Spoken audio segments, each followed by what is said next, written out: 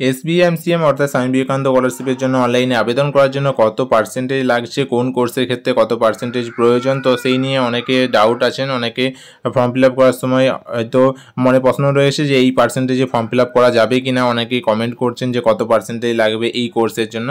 তো যাই হোক, সেই নিয়ে এই ভিডিওটি হতে চলেছে। তো এই যে পার্সেন্টেজ রিলেটেড যে ডাউট, সেই ডাউট এই ভিডিওতে আপনারা জানতে পারবেন। এই ভিডিওতে সেই ডাউটটি আপনাদের ক্লিয়ার হয়ে যাবে। তো অফিসিয়াল ওয়েবসাইট, আমি SBMCM এর অফিসিয়াল ওয়েবসাইট অর্থাৎ স্বামী বিবেকানন্দ স্কলারশিপের অফিসিয়াল ওয়েবসাইট SBMCM.wbhed.gov.in এই অফিসিয়াল ওয়েবসাইটে পৌঁছে গেছি এবং এই অফিসিয়াল ওয়েবসাইটে কী লেখা রয়েছে, কোন কোর্সের ক্ষেত্রে কত পার্সেন্টেজ প্রয়োজন, তাই এই অফিসিয়াল ওয়েবসাইট থেকে আপনাদের অন স্ক্রিনে লাইভ দেখাবো। তো এই অফিসিয়াল ওয়েবসাইটে পৌঁছে আপনারাও যাবেন এই পয়েন্টে, যেখানে হচ্ছে অ্যাবাউট বলে যে অপশানটি রয়েছে, সেই অ্যাবাউট অপশানে যাবেন। এখানে গিয়ে দেখবেন এই ধরনের যদি প্রবলেম ফেস করে, তাহলে আগের ভিডিওতে আমি জানিয়েছি সেই প্রবলেমটির সলিউশন কী রয়েছে, তাও এখানে দেখে নিন আপনারা অন স্ক্রিনে যে প্রবলেমটির সলিউশন। তো এখান থেকে অ্যাবাউট অপশানে যাওয়ার পর এখান থেকে দেখবেন যে এখানে পুরো ডিটেলস দেওয়া রয়েছে। তো একটু পেজটিকে স্ক্রল করে নামালে এখানে দেখবেন যে এখানে ডিরেক্টর, তারপর এখানে কোর্স, এখানে হচ্ছে eligible criteria, scholarship rate per month RS এখানে দেওয়া রয়েছে, মানে স্কলারশিপের টাকা কত পাওয়া যাবে এবং এলিজিবল ক্রাইটেরিয়া কী রয়েছে, কোন কোর্সের ক্ষেত্রে কী রয়েছে সেটা এখানে ডিটেলসে দেওয়া রয়েছে। তো এখান থেকে আপনারা চেক করে নেবেন। তো এখানে দেখবেন যে প্রথমেই রয়েছে UG আর্টসের ক্ষেত্রে কত পার্সেন্টেজ প্রয়োজন, at last 60% marks in last qualifying exam, অর্থাৎ UG আর্টসের ক্ষেত্রে, অর্থাৎ আন্ডার গ্র্যাজুয়েট আর্টস কোর্সের ক্ষেত্রে, মানে গ্র্যাজুয়েশন যারা করছেন আর্টসে তাদের ক্ষেত্রে হচ্ছে 60% মার্কস লাগবে এইচএসে, লাস্ট কোয়ালিফাই এক্সামিনেশন মানে এইচএস। তারপরে হচ্ছে UG কমার্সের ক্ষেত্রে হচ্ছে সেম 60% মার্কস লাগছে, UG সায়েন্সের ক্ষেত্রেও 60% মার্কস লাগছে লাস্ট কোয়ালিফাই এক্সামিনেশনের ক্ষেত্রে। তারপর রয়েছে এখানে দেখবেন যে UG others professional course UGC approved যেখানে রয়েছে লেখা, তো এখানে এই ক্ষেত্রে হচ্ছে 60% লাস্ট কোয়ালিফাই এক্সামিনেশন মার্কস লাগছে। এবং সাইডে হচ্ছে যে টাকাগুলো লেখা রয়েছে যে পার মান্থ হিসাবে কত টাকা দিচ্ছে, এগুলো আপনারা ইন্টু 12 করে দেবেন এখানে, মানে গুণ করে দিলে এখানে হচ্ছে ইন্টু 12 করে দিলে এখান থেকে পুরো সারা বছরের যে কোর্সের টাকাটা যেটা পাওয়া যায় সেটা হচ্ছে ক্যালকুলেট হয়ে যাবে। যে ক্ষেত্রে যেমন ফার্স্ট UG যারা করছেন তাদের ক্ষেত্রে হচ্ছে 1000 টাকা পার মান্থ, মানে 12 মাসে 12,000 টাকা সেক্ষেত্রে পাওয়া যাবে। এবার PG আর্টসের ক্ষেত্রে এখানে রয়েছে PG আর্টস, এখানে দেখতে পাচ্ছেন PG আর্টসের ক্ষেত্রে at last 53% marks SBMCM and 45% marks Kanyashree K3 application in last qualify examination.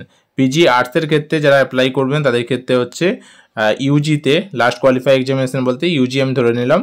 তো UGর ক্ষেত্রে যদি 53% মার্কস পেয়ে থাকে কেউ, তাহলে অ্যাপ্লাই করতে পারবেন। এবং কন্যাশ্রী K3 ক্ষেত্রে হচ্ছে যারা K3 জন্য অ্যাপ্লাই করবেন তাদের ক্ষেত্রে হচ্ছে 45% মার্কস। SBMCM এবং K3 দুটো অ্যাপ্লিকেশন এই অফিসিয়াল ওয়েবসাইট থেকে হয়।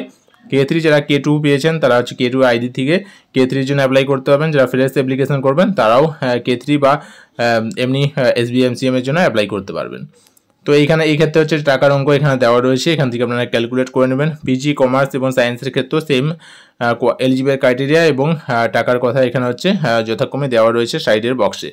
তারপর PG আদার্স প্রফেশনাল কোর্সের ক্ষেত্রেও সেম ডিটেলস এখানে দেওয়া রয়েছে, 53% মার্কস পেতে হবে।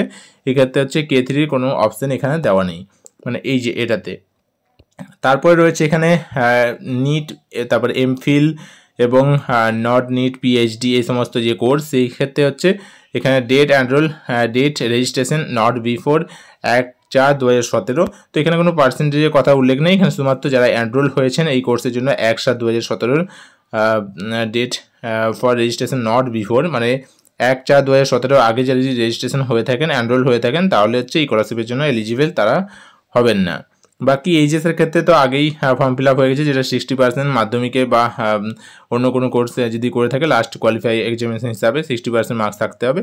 তারপর DLED এবছর নতুন যেটি অ্যাড হয়েছে সেই DLED এর ক্ষেত্রে 60% মার্কস পেতে হবে লাস্ট কোয়ালিফাই এক্সামিনেশনে, মানে যারা গ্র্যাজুয়েশন বা এইচএস করবেন তাদের ক্ষেত্রে হচ্ছে 60% মার্কস পেয়ে থাকতে হবে, তাহলে DLED কোর্সের জন্য এই স্কলারশিপের জন্য অ্যাপ্লাই করা যাবে।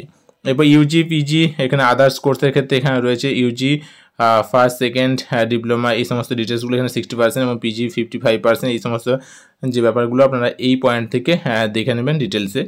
এরপরে এখানে পলিটেকনিক কোর্সের ক্ষেত্রে হচ্ছে 60% মার্কস পেতে হবে লাস্ট কোয়ালিফাই এক্সামিনেশনের ক্ষেত্রে। মেডিকেল যে কোর্স, এই কোর্সের ক্ষেত্রেও মেডিকেল ডিপ্লোমা সেই কোর্সের ক্ষেত্রেও 60% লাস্ট কোয়ালিফাই এক্সামিনেশনে মার্কস পেতে হবে। এরপরে রেনুয়েলের ক্ষেত্রে এটা হচ্ছে নতুন ফ্রেশ অ্যাপ্লিকেশন এর ক্ষেত্রে এটা রয়েছে। এবার রেনুয়েল বলতে যারা যেমন 11 থেকে কেউ 12-এ উঠেছে সেই ক্ষেত্রে রেনুয়েল, তো সেক্ষেত্রেও কিন্তু 60% মার্কস পেতে হবে, কারণ এখানে এইচএস দেওয়া রয়েছে। এইচএস বলতে 11-12 দুটোই মার্কসকেই বলা হচ্ছে। এবং যারা ইউজি করছেন তাদের ক্ষেত্রে first year, second year, third year এইভাবে রেনুয়েল করতে গেলেও সেখানে মার্কস কিন্তু 60% পেতে হবে।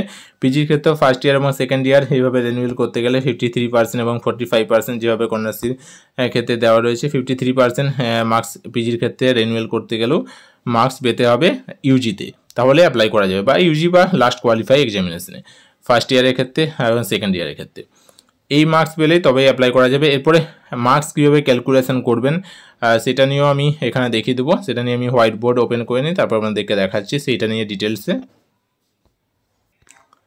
তো হোয়াইট বোর্ড আমি এখানে ওপেন করে নিচ্ছি। হোয়াইট বোর্ডে দেখে নেবো যে মার্কস কীভাবে আপনারা ক্যালকুলেশন করবেন। মার্কস ক্যালকুলেশন করার জন্য আপনাদেরকে প্রথমে হচ্ছে ধরলাম যারা ইউজি ফার্স্ট ইয়ার থেকে সেকেন্ড ইয়ারে উঠেছেন তাদের ক্ষেত্রে হচ্ছে সিজিপিএ রয়েছে বা এসজিপিএ রয়েছে, যেহেতু সেমিস্টার সিস্টেম, তো এসজিপিএ রয়েছে।